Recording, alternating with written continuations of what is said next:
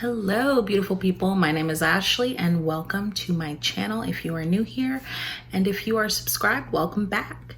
I know I've been missing for a little while, and if you follow me over on Instagram, you would know that I had a pretty big move.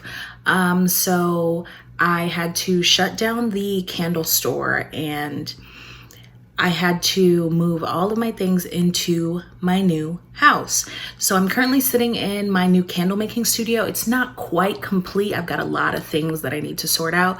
But once I finally get everything settled, I will be sure to give you all a tour of the new candle making space. Additionally, I'm still in the process of moving into my house. And because of that, I lost the charger to my camera. So I'm gonna be shooting this video on my phone. So I apologize in advance for the camera quality.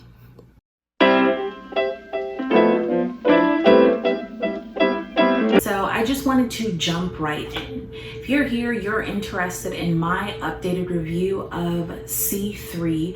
That's the Cargill C-3 wax.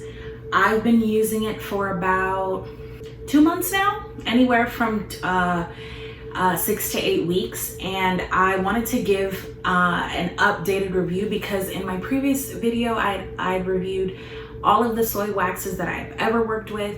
Now that I've been only using the C3, I have a better understanding of it and how it works. And I have noticed a couple things that I don't love. I haven't fixed any of the candles in front of me just so I can show you all what I'm talking about. So when I refer to something, I'm going to include a picture in the corner so you can see it and have a better idea of what I'm talking about, just in case you're experiencing some of the same things. And I can also tell you how you can avoid some of those things, or how I try to avoid some of those things. So I'm gonna jump right in it. I want to start out by saying I do still love this wax. It is still a really great summer wax, and it's definitely a wax that I would like to continue using. I just don't rate it a 10 out of 10 anymore. It's moved down a little bit more on the rating scale, a little closer to an 8 or a 9 for a couple reasons. The first reason being sinkholes. So this wax gives so many sinkholes. And for the most part, when I get a sinkhole, it's extremely noticeable. I'm going to include a picture of this. So if you can see here, there's a hole in it. And I'm going to include a picture up close right here in the corner so you can see what I'm talking about. And those sinkholes are pretty bad. They go pretty far down into the wax. So I typically heat the top and it closes up the sinkhole, but that's definitely something I've continuously faced. It's not like a one-off.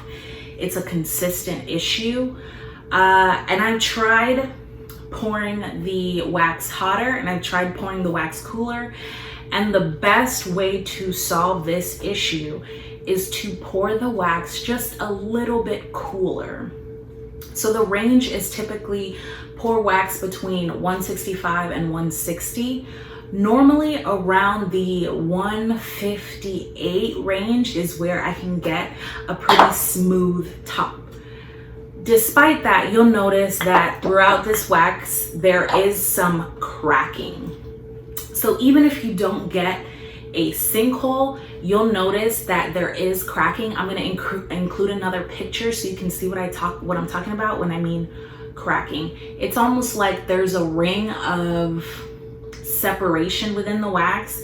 So no matter what, I've realized that I have to heat the tops of my wax, which isn't necessarily a big deal for me, because even when I was working with 415, I used to heat the tops just to make sure that there were no sinkholes. So number one is sinkholes. Number two, normally with 415, when I left my jars for a couple months, they'd be perfectly fine. But now when I leave my jars, I had some candles from 2 months ago when, it wasn't 2 months ago, maybe 5 or 6 weeks ago when I closed the shop. And those candles have a ridiculous amount of frosting.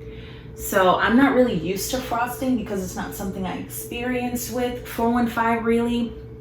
That's something I explained in my previous video. If you haven't watched it, I'm gonna go ahead and place a card up above on whichever side of the screen so you can go ahead and view that. I'm also gonna include a picture of the frosting that I'm referring to right here so you can see what I'm talking about. It's a pretty thick ring around the edge of frosting, and that's completely aesthetic. It's just not something that I personally like. When I make a candle, I want it to look pristine. So you see this candle here, I want it to perfectly adhere to the jar. I want it to have a smooth top. I want it to not have frosting. And that's just because I pride myself on having a really good candle. And in order to do that, I want it to look the best visibly, and I want it to perform well. So those are two of the major things that I've noticed working with this wax. Occasionally, very rarely, currently I have about 75 candles in front of me, and of the 75, I see maybe 5 that have some glass adhesion issues, but for the most part, it is a wax that adheres pretty well to the jar. It's not something that I ever really have a big problem with, but make sure you take a really good account of the temperature in the room that you're pouring your candles at, and how you are making sure they cool. So you want to make sure they're not cooling down too fast, because that's typically what causes those adhesion issues. If the room, currently my room is 72 degrees, I knew that was a little bit too cool to put them in, but it's also really hot in here when you're working with hot candle wax. So I knew the candles that were on the outside were a little bit more at risk, and those are the ones that really have the like little separation issues that I'm seeing, which is not the end of the world. Other than that, we've got sinkholes, we've got the cracking, we've got slight glass adhesion. Other than that, I genuinely enjoy this wax.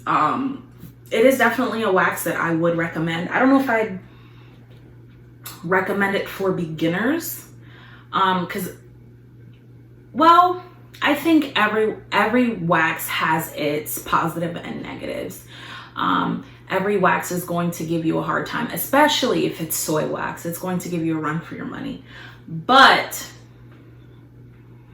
if I'm just starting out, I would go with the wax that people most use, the 464, mostly because you'll find so many videos on the internet about people talking about 464, and I don't necessarily see as many videos about people talking about C3.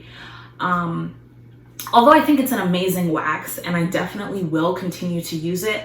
My goal is definitely to master this wax, where I'm not really experiencing the things that I've done before. And later down the line, maybe in 6 months, in a year, I would like to post another updated video where I do another review of C3. But as of right now, I'm really enjoying it. I think it's a great wax despite those minor issues. And yeah, that's it. So thank you so much for sticking around to the end of the video. Thank you for tuning in. If this is a video that you liked, I really encourage you to subscribe to the channel. It helps me to know that you like the content and what kind of content to keep putting out for you. Comment down below some of the things that you're facing with C3 wax, and maybe I can help you out with them. Or if you've solved one of the issues that I spoke about, go ahead and let me know what you're doing to fix that, and we can share amongst the community. Thank y'all so much for tuning in, and I will catch you next time. Bye.